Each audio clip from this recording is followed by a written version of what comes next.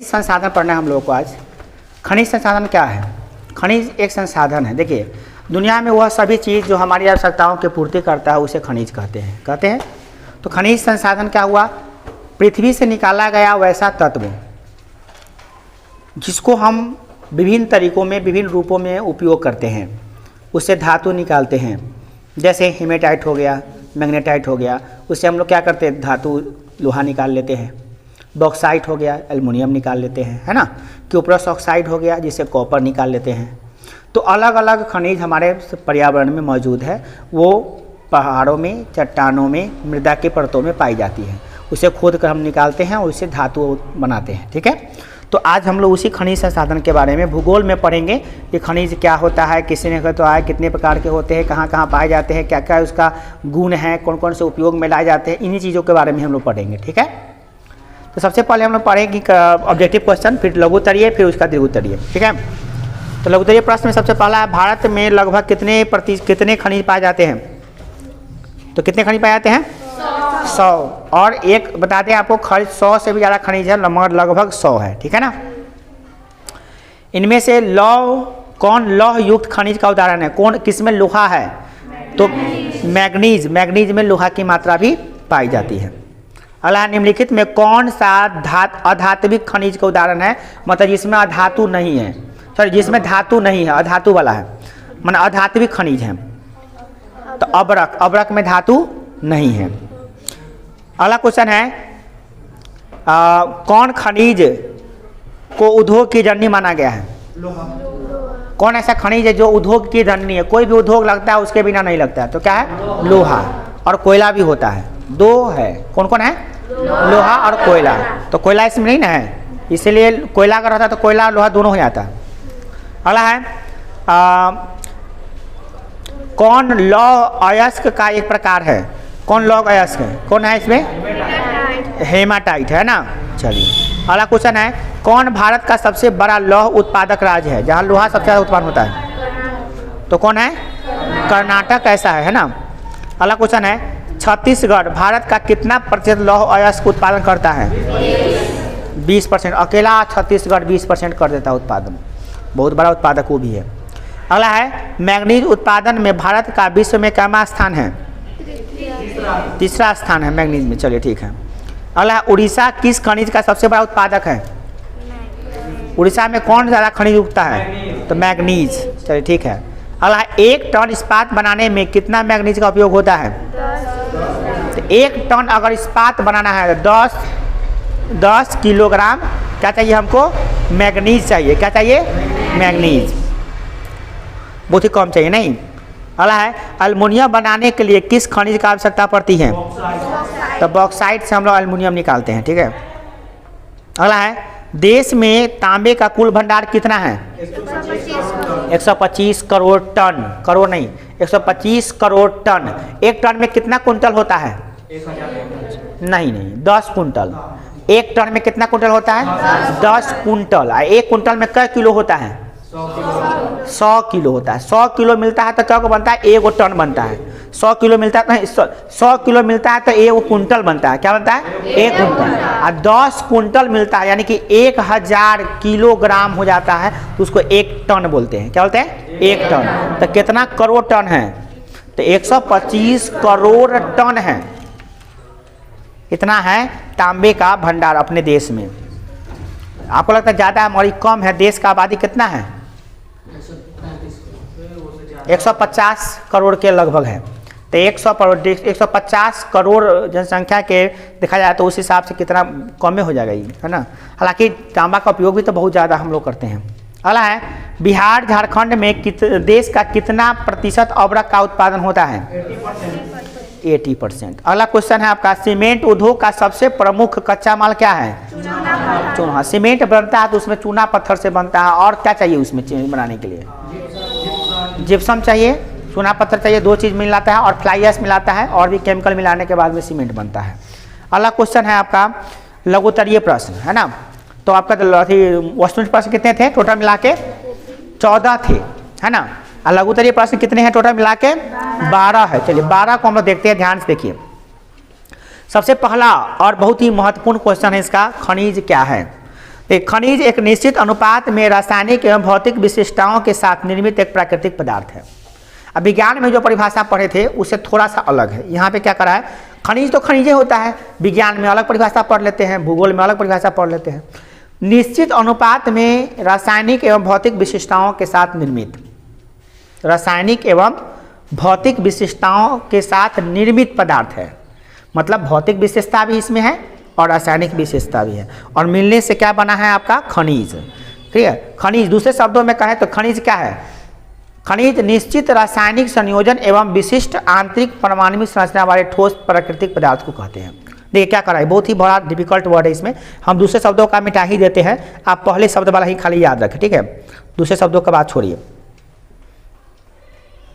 एक हेरक रहता है, 2 हेरक लगा लीजिएगा। देखिए करा क्या, खनिज क्या है, तो निश्चित अनुपात में रासायनिक एवं भौतिक विशेषताओं के साथ निर्मित प्राकृतिक पदार्थ को खनिज कहते हैं। मतलब खनिज एक प्राकृतिक पदार्थ है। सबसे पहली बात क्या याद करिएगा, खनिज क्या है, एक प्राकृतिक पदार्थ है जिसमें भौतिक एवं रासायनिक गुण निश्चित रूप से मिले होते हैं।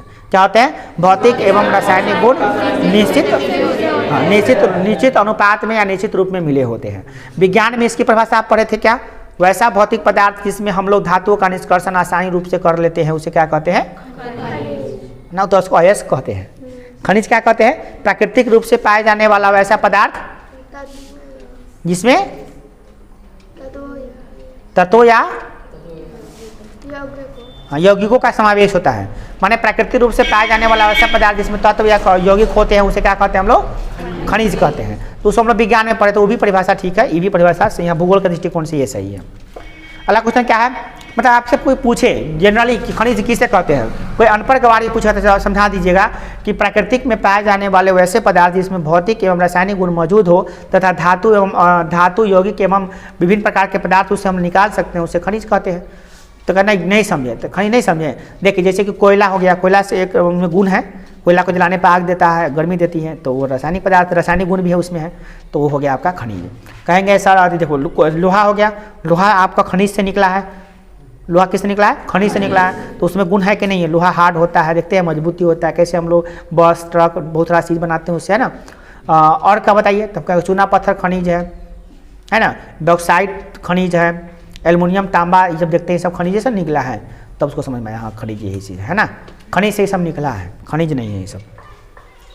अगला है धात्विक खनिज के 2 उदाहरण देखिए। खनिज जो होते हैं ना 2 प्रकार के होते हैं, धात्विक और अधात्विक। कितने प्रकार के होते हैं, धात्विक जिसमें धातु होता है, धात्विक जिसमें धातु नहीं होता, अधात्विक।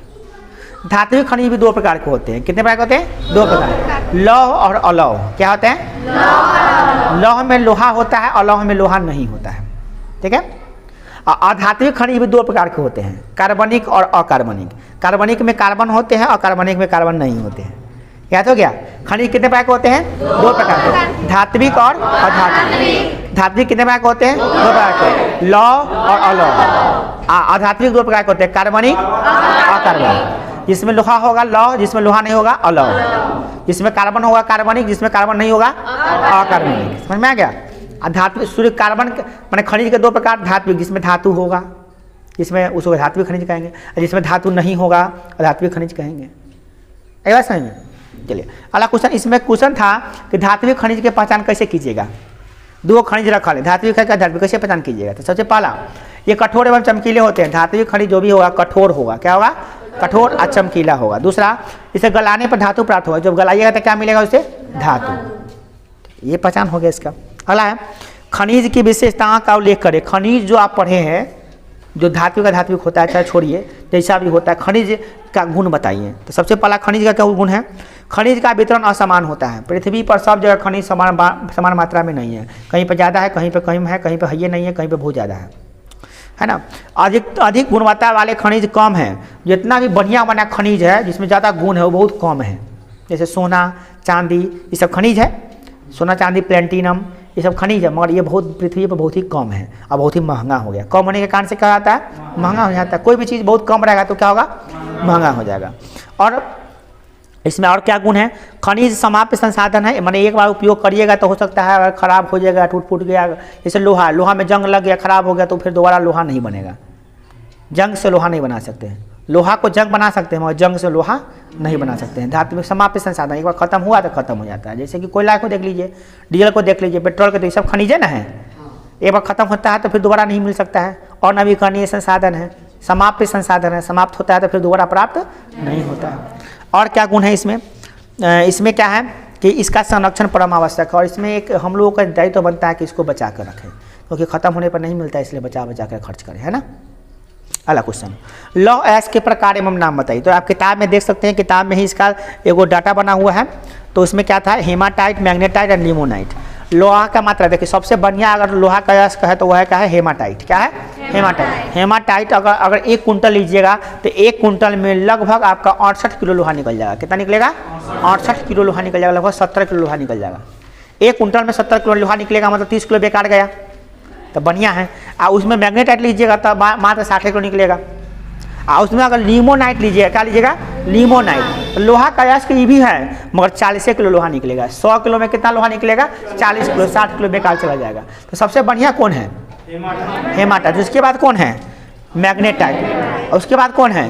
लिमोनाइट। तीनों लोहा का अयस्क है। लोहा का अयस्क है, इसका मतलब ये हुआ कि इससे हम लोग लोहा निकाल सकते हैं, ठीक है ना, लोहा का निष्कर्षण कर सकते हैं। अगला क्वेश्चन है, लौह अयस्क कितने प्रकार के होते हैं? नहीं, लौह अयस्क के निम्न प्रकार हैं। लौह अयस्क कितने प्रकार के होते हैं बताया है आपको। लौह अयस्क 2 प्रकार के होते हैं। क्या क्या होते हैं बोलिए?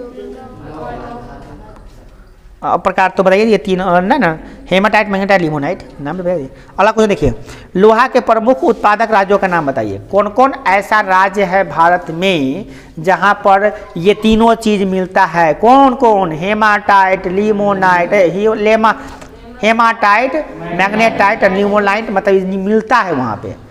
वह जहाँ पे वो मिलेगा वही ना लोहा निकलेगा। ये नहीं मिलेगा तो लोहा निकलेगा? तो कौन कौन जगह पर मिलता है उन राज्यों का नाम बताना।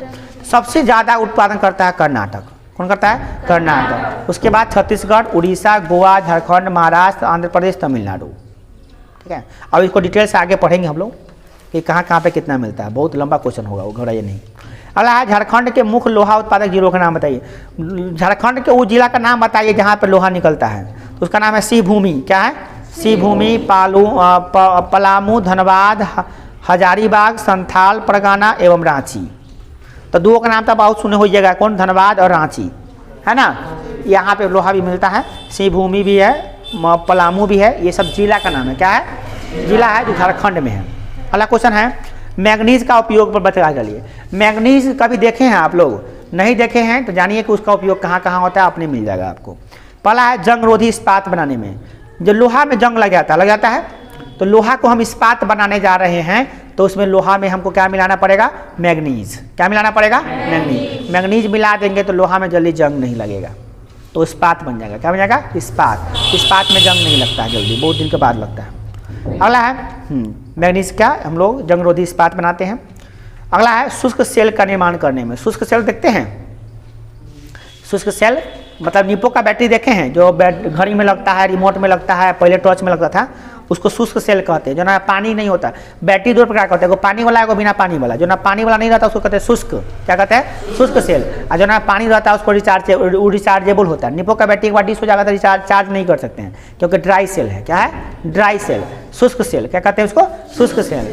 तो उसमें ड्राई सेल में मैग्नीज का प्रयोग किया जाता है। मैग्नीज भरा जाता है उसमें, केमिकल के रूप में रहता है। अगला है, फोटोग्राफी में। पहले फोटोग्राफी बनता था रील, फोटो खींचते थे कैमरा से तो रील साफ हो जाता था, फोटो बनता था। तो उस फोटोग्राफी में भी मैग्नीज का इस्तेमाल होता है। चमड़ा एवं माचिस उद्योग में, चमड़ा का जो पॉलिश किया जाता है चमकाने के लिए, उसमें भी मैग्नीज का उपयोग किया जाता है। माचिस उद्योग में जो माचिस का तिल्ली होता है उसमें भी मैग्नीज डाला जाता है, ठीक है, जिससे आग पकड़ता है। उसमें फटाका बनाने में भी होता है उसका उपयोग। पेंट एवं कीटनाशक दवाई बनाने में, पेंट जो बनता है उसमें मैग्नीज डालते हैं, चमकदार होती है। चमक रहा है, शाइनिंग कर रहा है, तो मैग्नीज इसमें डाला हुआ है। मैग्नीज नहीं डालेगा तो शाइनिंग नहीं करेगा, चमक नहीं बढ़ेगा उसका। और कीटनाशक दवाइयाँ जो होती है, जो कीटाणुओं को मारने के लिए छिड़कते हैं हम लोग, उसमें भी मैग्नीज का उपयोग किया जाता है, ठीक है। तो ये सब इसका उपयोग हो गया। अगला है, एल्यूमिनियम का उपयोग कहाँ कहाँ पे होता है? एल्युमिनियम मतलब क्या होता है? एल्युमिनियम मतलब देखते हैं आप, एल्युमिनियम का बर्तन होता है। वायु पहले इसका होता है कि वायुयान बनाते हैं, एल्युमिनियम हल्का होता है, वायुयान बनाने में सुविधा होता है। विद्युत उपकरण, बहुत तरह का विद्युत का जो चीज़ होता है उसमें एल्युमिनियम लगता है। जैसे कि आप बॉल देख रहे हैं, बॉल के जो कुंडी होगा वो भी एल्युमिनियम का ही है। देखिए यहाँ पे बॉल एल्युमिनियम तो देखते करते हैं, यहाँ पे बॉल अभी है दिखा दी, एल्युमिनियम का कुंडी का है, एल्युमिनियम लगा हुआ है। क्या लगा हुआ है? एल्युमिनियम। एल्युमिनियम का बर्तन देखते करते हैं ना, एल्युमिनियम का सजावट का चीज़ बनता है ना, घरेलू साज सज्जा में बहुत ऐसी चीज़ होता है डेकोरेट करने के लिए हम लोग एल्युमिनियम का चीज़ को लगाते हैं। बहुत हल्का होने के कारण से कहीं भी लगाने में सुविधा होता है ना। सफ़ेद सीमेंट बनाने में, जो भी सफ़ेद सीमेंट होता है, वाइट सीमेंट जो हम लोग घर को वाइट करने के लिए करते हैं, वाइट पेंट कर देते हैं, उसमें भी इसका प्रयोग किया जाता है, एल्युमिनियम का प्रयोग किया जाता है। अब कई ऐसा दिखाई नहीं देता, मगर कम मात्रा में होता है, इसे दिखाई नहीं देता आपको, उसका मेन कौन होता है। अगला है रासायनिक वस्तुओं को बनाने में, बहुत ऐसे रासायनिक वस्तुएं हैं जिसको एल्युमिनियम का बुरादा को पीस कर डाला जाता है उसमें, ठीक है। अगला है अब्रक का उपयोग कहाँ कहाँ करते हैं? तो अब्रक का प्रयोग होता है इलेक्ट्रॉनिक उद्योग में। किसमें होता है? इलेक्ट्रॉनिक ऐसे बहुत सारी चीज़ें होती हैं जिसमें अब्रक का उपयोग हम लोग करते हैं। जैसे आपको बता दें, जैसे कि फ्यूज वगैरह बनता है, उसमें भी फ्यूज में भी अब्रक का इस्तेमाल किया जाता है जमाने के लिए, ठोस मिट्टी टाइप का बनाने के लिए।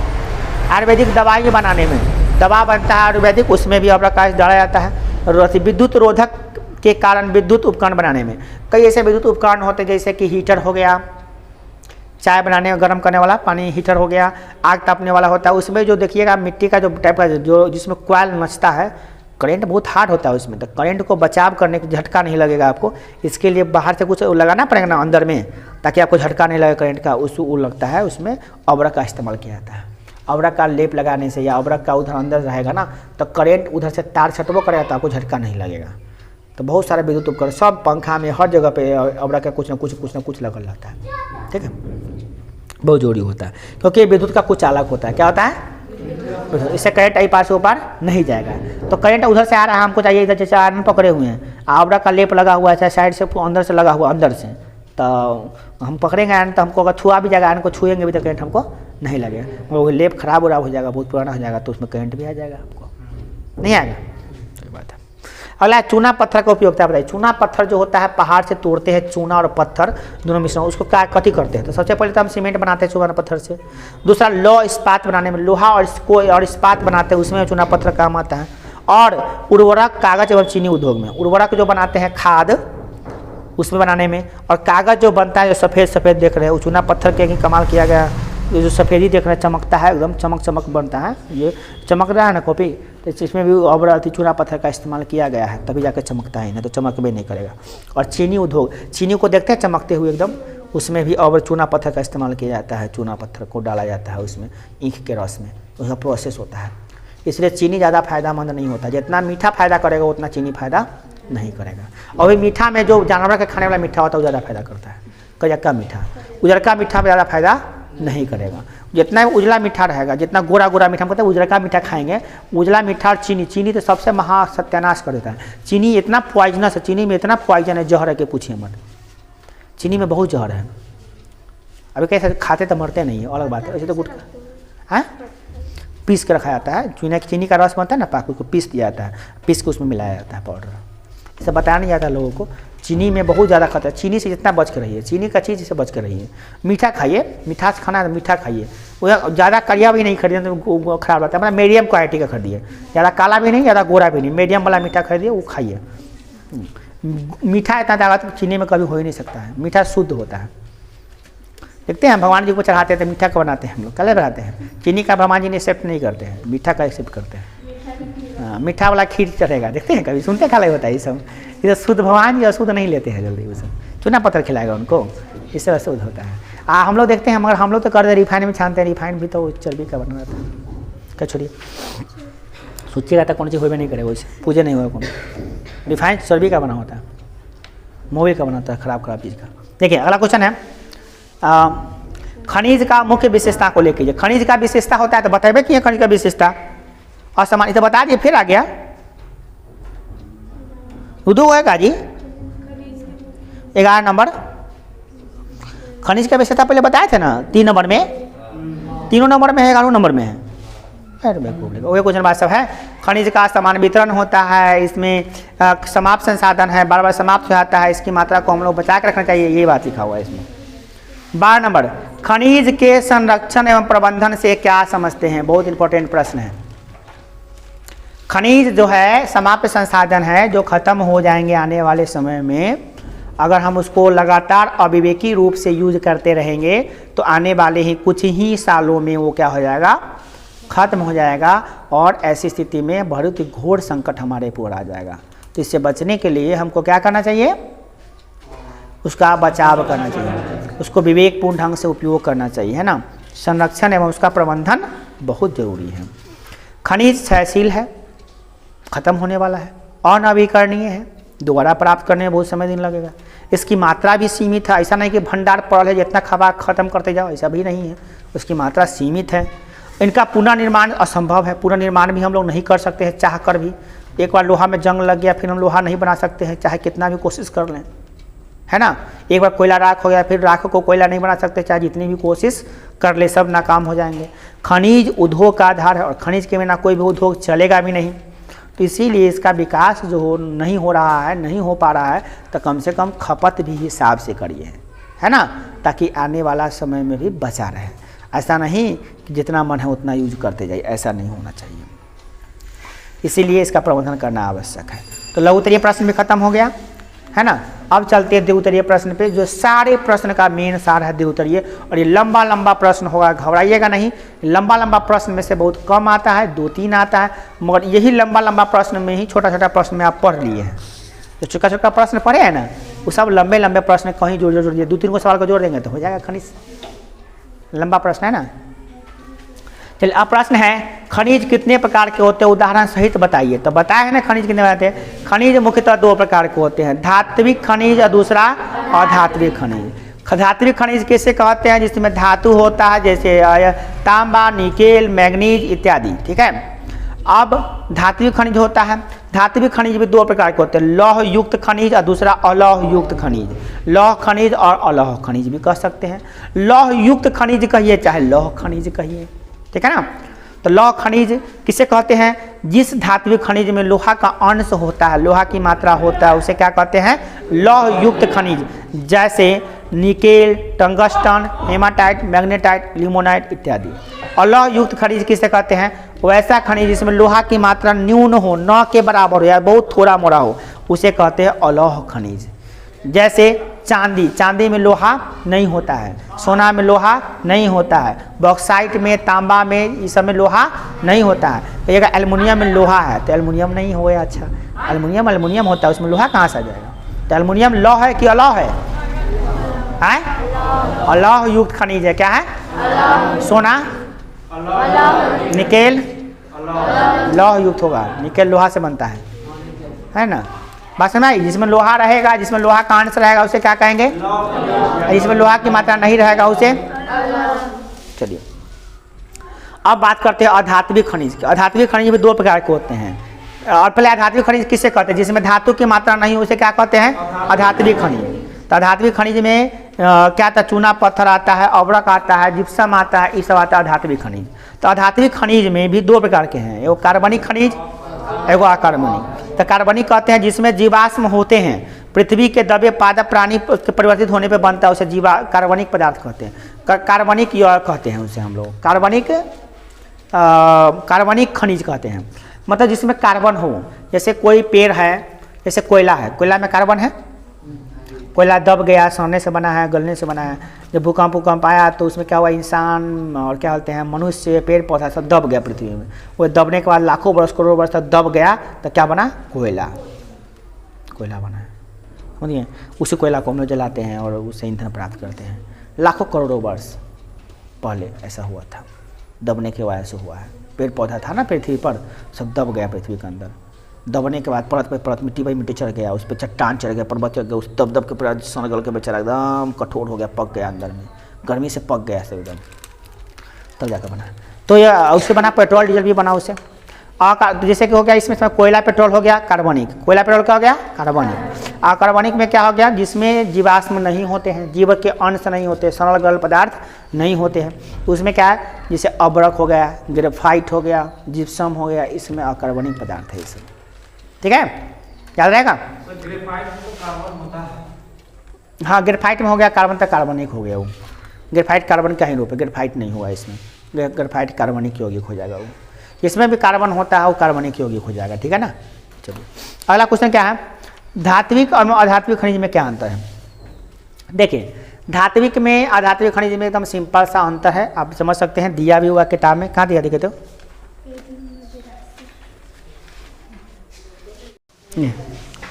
धात्विक खनिज और अधात्विक खनिज में क्या अंतर है, ये पेज नंबर 82 में आपको दिया हुआ भूगोल में।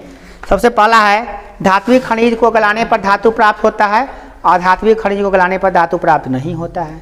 धात्विक खनिज जो होता है कठोर और चमकीला होता है, अधात्विक में अपना चमक नहीं होता है। तीसरा नंबर क्या है, ये प्रायः आग्नेय चट्टानों में मिलते हैं और ये प्रायः पृथ्वी चट्टानों में मिलते हैं। मतलब कि धात्विक खनिज जो भी मिलेगा ना, वो सब आग्नेय चट्टान में मिलेगा, ज्वालामुखी से जो बनता है वो वाला खनिज में।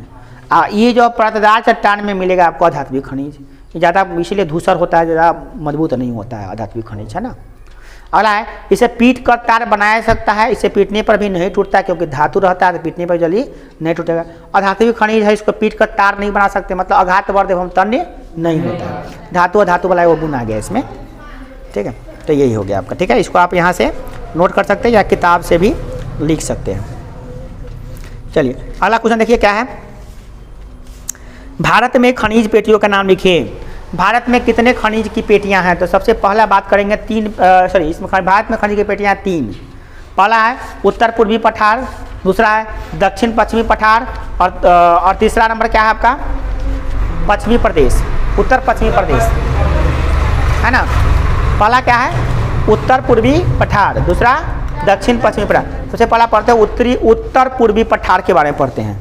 उत्तर पूर्वी पठार मतलब क्या हो गया, यह देश का सबसे धनी खनिज पट्टी है। देश में 3 गो खनिज का पट्टी है जहाँ पे खनिज मिलता है, तो यह सबसे बड़ा बात सबसे उत्तर में है और पूरब में है। इसमें कौन कौन सा राज्य आता है, छोटा नागपुर का पठार, उड़ीसा का पठार, छत्तीसगढ़ का पठार, पूर्वी आंध्र प्रदेश का पठार अवस्थित है। इस पट्टी में लौह अयस्क, मैंगनीज, अब्रक, बॉक्साइट, चूना पत्थर, डोलामाइट, तांबा, थोरियम, यूरेनियम, क्रोमियम, सिलोमेनाइट, फॉस्फेट इत्यादि बहुत ही बड़ी मात्रा में देखने को मिलेगा। ठीक है, बहुत खनिज से संपन्न क्षेत्र है। सोचिए इन क्षेत्रों में जो भी राज्य है कितना धनी मनी राज्य होगा वो सब। हम लोग का बिहार में ये सब नहीं आता है ना। एगो था भी तो झारखंड में चला गया, तो लोहा वाला वो भी गया काम से। हाँ, तो बिहार इसलिए गरीब है। अगर ये सब रहता तो हम बहुत अमीर रहते, हम लोग भी।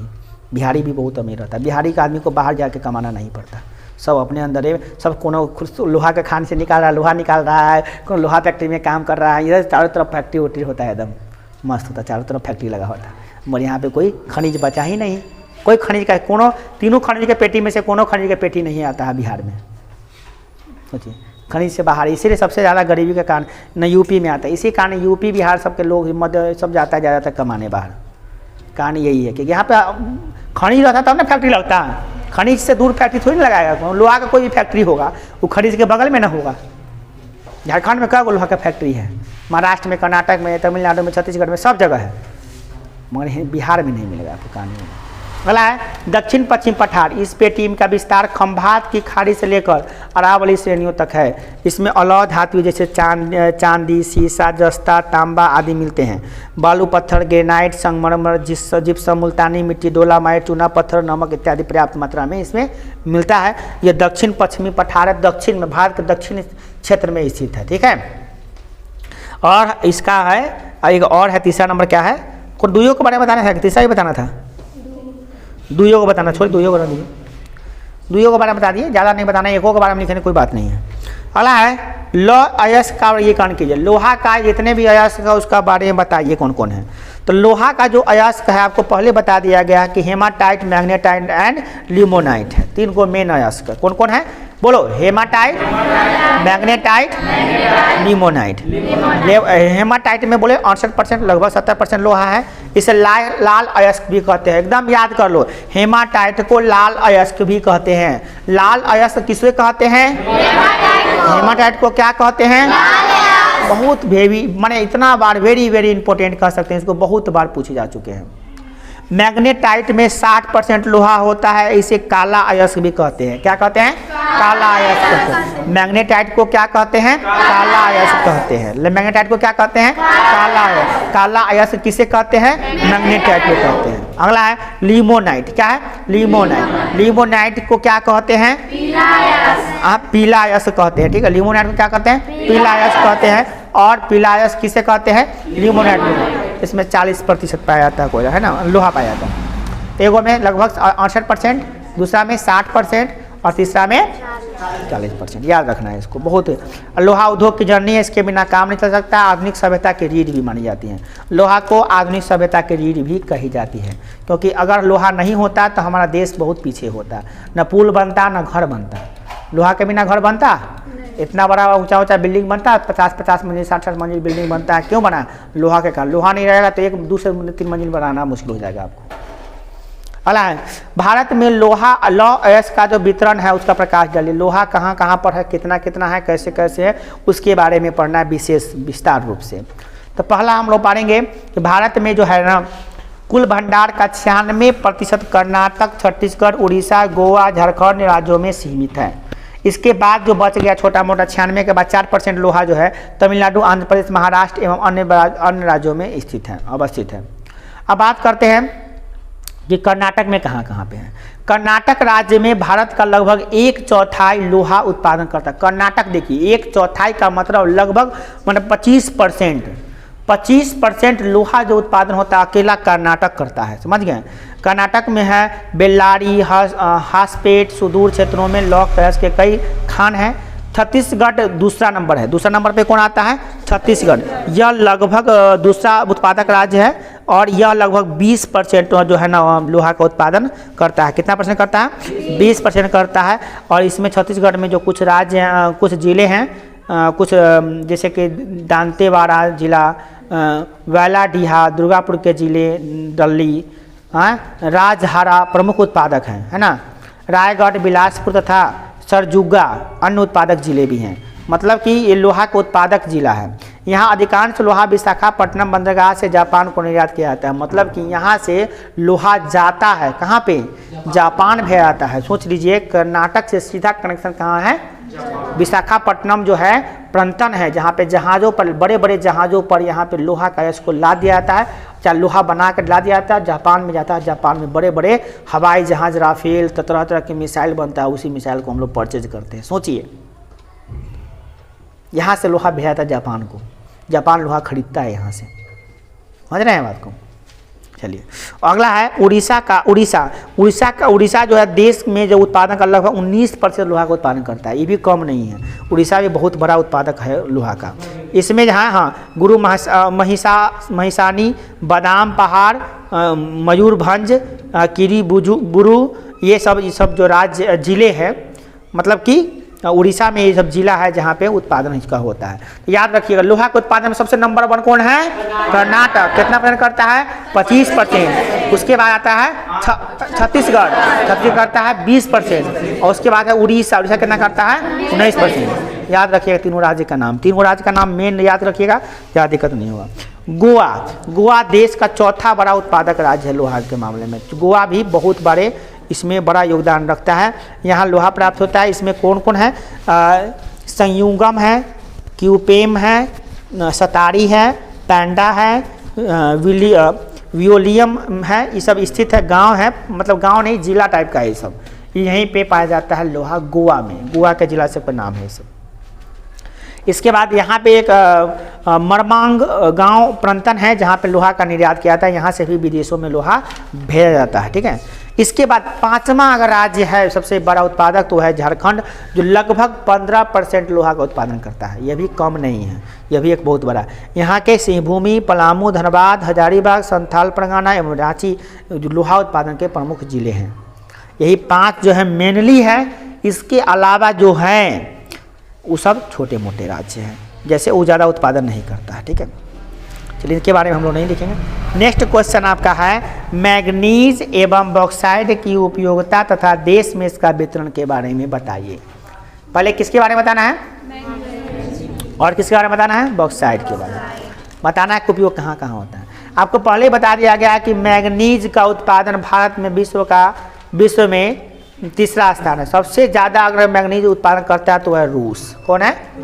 रूस सबसे ज़्यादा मैग्नीज का उत्पादन करता है और उसके बाद करता है दक्षिण अफ्रीका। कौन करता है? दक्षिण अफ्रीका। और तीसरा नंबर पे उत्पादन करने वाला कौन है? भारत।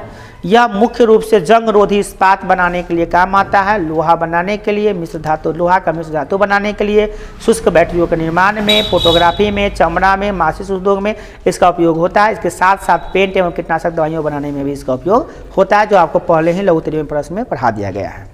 ठीक है। इसके बाद अगर बात करें मैग्नीज की तो कहाँ कहाँ पे उत्पादन होता है, तो ये भारत में इसका वितरण जो है, भारत में इसका संचित भंडार जो है 1670 लाख टन है। कितना है? 1670 लाख टन है। विश्व में जिम्बाब्वे के बाद भारत में ही मैग्नीज का सबसे बड़ा संचित भंडार है। जिम्बाब्वे अगर सबसे ज़्यादा लोहा रखता है, उसके बाद दूसरा नंबर पे मैग्नीज रखने वाला भंडार में मात्रा करिए तो भारत है ना। विश्व का कुल संचित भंडार का 20% विश्व में जितना मैग्नीज है उसका अकेला 20% भारत के पास है।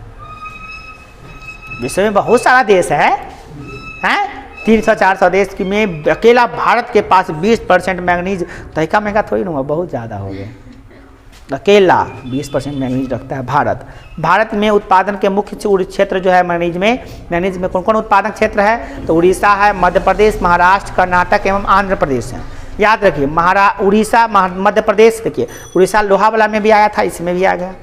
मध्य प्रदेश नहीं आया था। महाराष्ट्र, कर्नाटक उसमें भी आया था, लोहा वाला में आ गया और इसमें भी आ गया, है ना। आंध्र प्रदेश उसमें भी था, इसमें भी है। मतलब जहाँ देता है, जिसको दिया गौर जी, जो देने वाला देता है तो देता है छप्पर फाड़ के। इतना दिया कि छप्पर फाड़ के दिया, और जिसको नहीं दिया सब कंगाल बना दिया। गौर जी भी अजीब काम किया। नहीं, जहाँ देने दिए इतना दिए। देखिए छत्तीसगढ़ कर्नाटक के क्या हाल है, उड़ीसा, छत्तीसगढ़, कर्नाटक, मज़ा मार लिया। ये लोहा भी है, मैग्नीज भी है वहाँ पे। यहाँ पर देखिए क्या हाल है। चलिए, उड़ीसा बिहार में है ना, टिकटॉक है, फेसबुक है, ग्रुप बनाता है, स्टेटस है, स्टोरी है, हाँ, पबजी है, मैच में सट्टेबाजी लगाना है। यही सब बिहार में बच गया है, यही सब बिहार में बचा हुआ है ना। टोकरी है, अपाची है, पल्सर है, आईफोन है, ये सब चलता है यहाँ। ये सब चलता है यहाँ पे, और ये सब नहीं है। पापा जी मजदूरी करेंगे और बेटा आईफोन चलाता है। अपना पैसा चलाता था, कहते कि हाँ बहुत काबिल लड़का है। आईफोन चलाने के लिए पैसा रिचार्ज भी पापा से करवाता है। पापा जी का 1 दिन 2 दिन दिहाड़ी कमाते हैं तो उससे रिचार्ज करवाता है। वैसा चूल्हे पर पानी में डूबना चाहिए था, मर जाना चाहिए था। देखो, अपाचे चलाओ चाहे मर्सिडीज चलाओ, चलाने के लिए मना नहीं है, मगर अपने पैसे चलाओ। बाप के पैसे से मजदूरी करना कहाँ शोभा देता है। अपने पैसे से कमा के चलाओ तब ना गाने। अपने पैसे से चलाया हुआ चीज़ में तुमको गर्व करेंगे। हम जिस दिन तुमको देखेंगे मर्सिडीज चलाते हुए, चाहे अपाचे चलाते हुए, चाहे पल्सर चलाते हुए, आईफोन रखे हुए, तो हम खुश होंगे, मगर अपने पैसे से होगा तब, बाप के पैसे पे नहीं, पापा के पैसे पे नहीं कमाना। बाप करने से थोड़ा सा अजीब लगता है ना, इसलिए थोड़ा सा प्रभावशाली बन जाता है उसको। अपने पैसे से मस्ती कीजिए, अपने पैसे पर काबिलियत रखिए, कमाइए, बढ़िए, आगे बढ़िए। और उसना जितना आपके पास आईफोन क्या बड़े बड़े चीज़ हो जाएंगे, लैपटॉप होंगे, आईफोन होंगे, बहुत सारा गाड़ी लगा होगा आपको। सप्ताह में 7 दिन पे 7 गाड़ी पे घूमिएगा, कार होगा आपके पास, नौकर चाकर होंगे। मगर काबिलियत बनिए तो ना, काबिल बनिए, काबिल इंसान बनिए, है ना। चलिए अगला क्वेश्चन देखिए। बिहार तो ऐसे भी गरीब है, ऊपर गरीब बनाने में भी आज के युवाओं का तरीका हाथ नहीं है। आजकल के जो युवाएं हैं जो काम नहीं कर पा रहे हैं, बेरोजगारी के घर में घूम रहे हैं, और जो अपने पापा का कदर नहीं करते हैं, उनके पैसे का कदर नहीं करते हैं, वो लोग भी बिहार के गरीबी बनाने में सबसे बड़ा योगदान है। और बिहार गरीब होता है तो उन लोगों के कारण से होता है। जो पैसा कमाते तो नहीं है मगर पेट्रोल भराते हैं गाड़ी में, पैसा कमाते तो नहीं है मगर रिचार्ज कराते हैं मोबाइल में, वो सब तो और गरीब बना रहा है बिहार को। वो मुंबई से कमा के लाते हैं, दिल्ली से कमा के लाते हैं, यहाँ बिहार में जियो कंपनी को फिर मुंबई वाला को भेज देता है पैसा। बताइए, नहीं समझे? बाद में समझ में आएगा, अभी समझ में नहीं आएगा। चलिए, जिस दिन बाप बनिएगा समझ में आएगा। चलिए इसके लिए आपको बाप बनना पड़ेगा। चलिए ठीक है। अगला क्वेश्चन है, उड़ीसा भारत में मैग्नीज का उत्पादक में अग्रणीय है। यह देश का कुल लगभग 37.6% मैग्नीज उत्पादन होता है। यहाँ पे कम नहीं होता, बहुत ज़्यादा होता है। मैग्नीज के उत्पादन में खदानें सुंदरगढ़, कालाहांडी, रायगढ़, क्या है बालागिर, हाँ, क्योंझर, जालसूर एवं मयूरभंज जिले हैं जो कहाँ के वो जिले हैं, ये सब उड़ीसा के जिले हैं जहाँ पे मैग्नीज होता है। महाराष्ट्र भारत का कुल उत्पादक का लगभग 1/4 मैग्नीज उत्पादन करता है। महाराष्ट्र अकेला मैग्नीज उत्पादन में तैका में का नहीं कर, महाराष्ट्र का नाम मैग्नीज उत्पादन में 1/4 मतलब कितना परसेंट, 25% मैग्नीज जो है ना महाराष्ट्र उत्पादन करता है, लगभग 1/4 मैग्नीज उत्पादन करता है। और ये कौन कौन राज्य है इसमें, इसके अलावा नागपुर है एक नागपुर जिला है, इसका मैग्नीज में काफ़ी आगे चल गया है ना। ये सब आप जिला का नाम यहाँ पे याद कर लीजिएगा। अब आते हैं मध्य प्रदेश में। मध्य प्रदेश में मैग्नीज का पैदा करने में 3रा नंबर स्थान है। मैग्नीज के बाद 1 नंबर में उड़ीसा है। पहला कौन है, उड़ीसा, उसके बाद महाराष्ट्र, उड़ीसा महाराष्ट्र, तब मध्य प्रदेश है ना। उसके बाद कर्नाटक, कर्नाटक के कौन कौन जिला है उसका नाम याद कर लीजिएगा।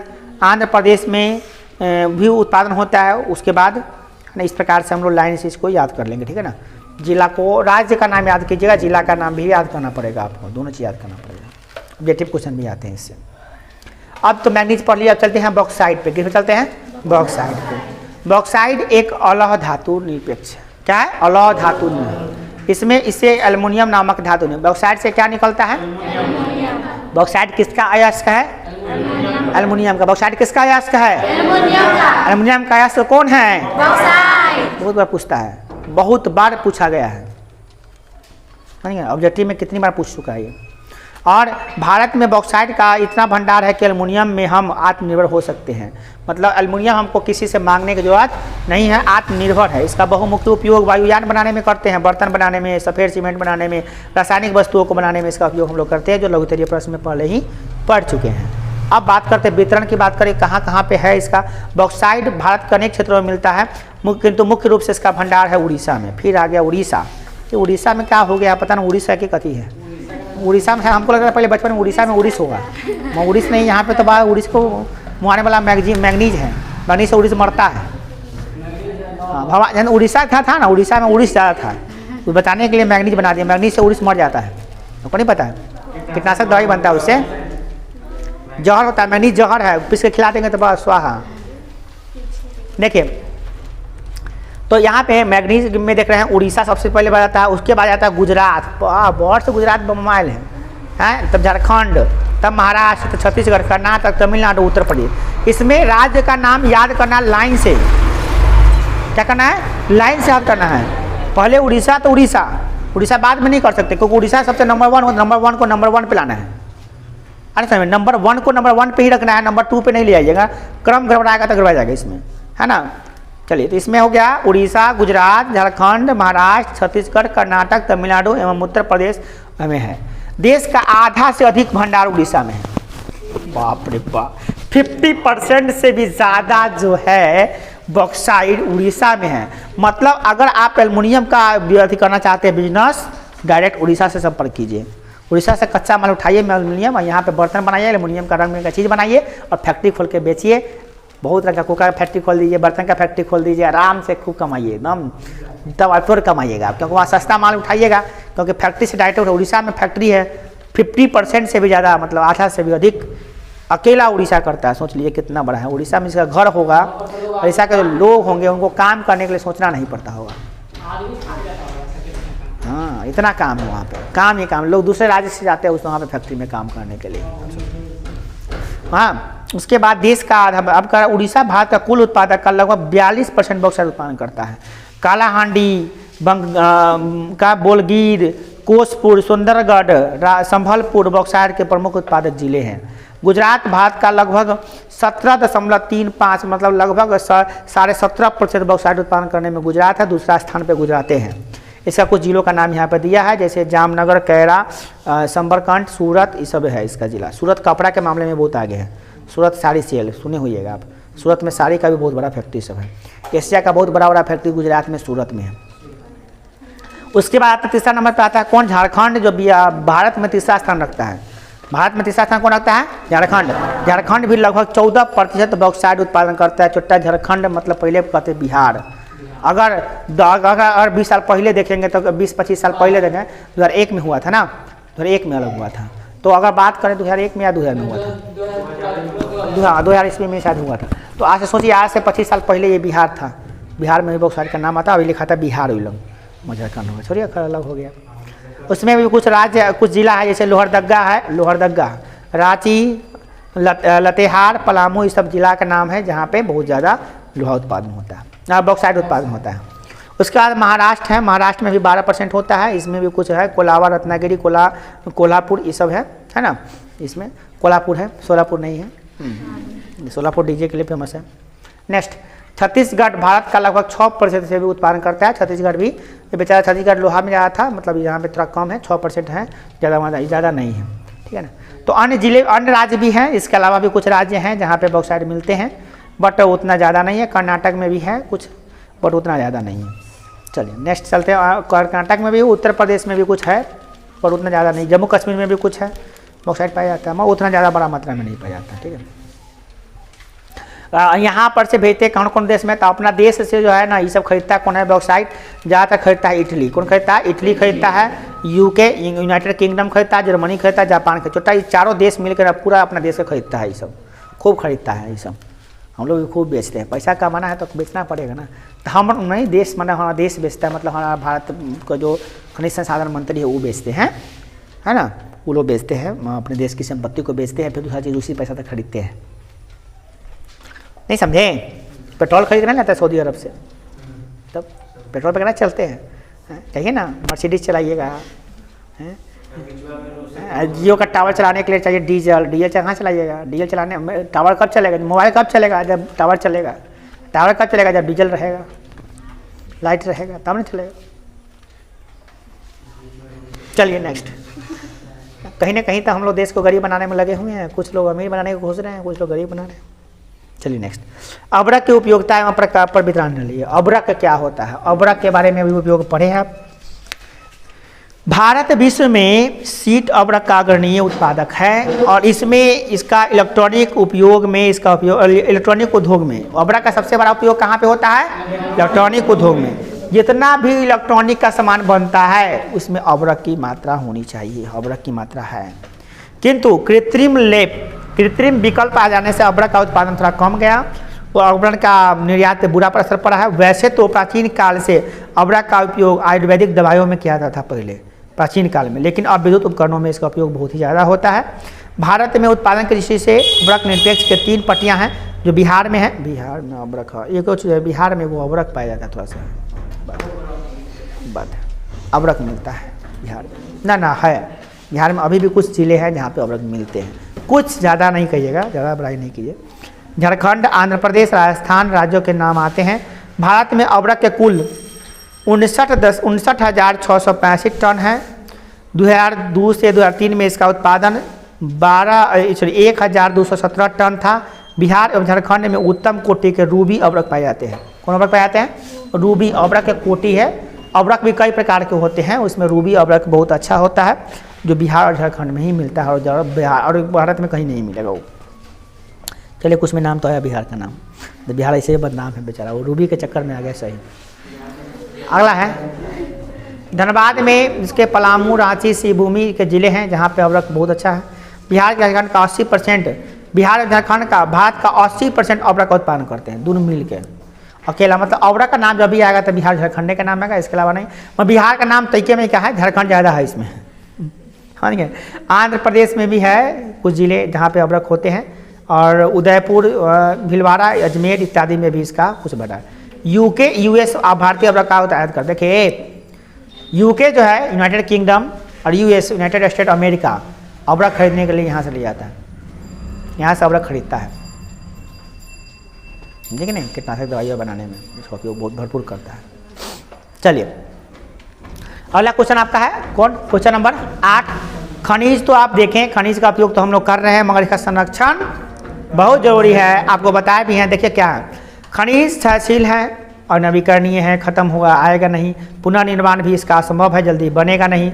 तो इसको आप लोग क्या करेंगे, अतिशय दोहन पे रुकना पड़ेगा, क्योंकि लगातार दोहन करने से, लगातार खर्च करने से, लगातार इसका दुरुपयोग करने से क्या होगा, धीरे धीरे खत्म हो जाएगा, और आने वाले कुछ ही सालों में इसका उपयोग खत्म हो जाएगा, और इसके बाद हम लोगों का क्या हो जाएगा, स्थिति डैमेज हो जाएगा। और सभी लोग बेकार हो जाएंगे। खनिज के बिना क्या ज़िंदगी होगा, बेकार का ज़िंदगी होगा। इसीलिए इसका बचाना बहुत जरूरी है। इसको बचा कर रखें, नियंत्रित करें, बुद्धिमत्ता से इसका उपयोग करें ताकि पर्यावरण में इसका बचाव रहे और आगे चल के इसका उपयोग कर पाएँ। इसीलिए हमको इसका क्या करना पड़ेगा, संरक्षण या प्रबंधन करना पड़ेगा, है ना। इसको बचाना पड़ेगा, मैनेजमेंट करना पड़ेगा ताकि बचे, भविष्य में भी इसका उपयोग हो पाए, भविष्य में भी इसकी मात्रा बनी रहे। तो संरक्षण इसका अति आवश्यक है। अगर ये ख़त्म होता, दोबारा मिल जाता आसानी से तो कोई बात नहीं है। जो ख़त्म होता है आसानी से मिल जाता है उसके बारे में सोचने की आवश्यकता नहीं है। बट जो आया और चला गया वो बातें फिर दोबारा नहीं आने वाली है। तो उन चीज़ों के बारे में सोचना पड़ता है, क्योंकि गया तो फिर दोबारा नहीं मिल रहा है वो चीज़। अरे बस नहीं, तो ये बहुत जरूरी चीज़ है। तो इस प्रकार से आप क्या देखें,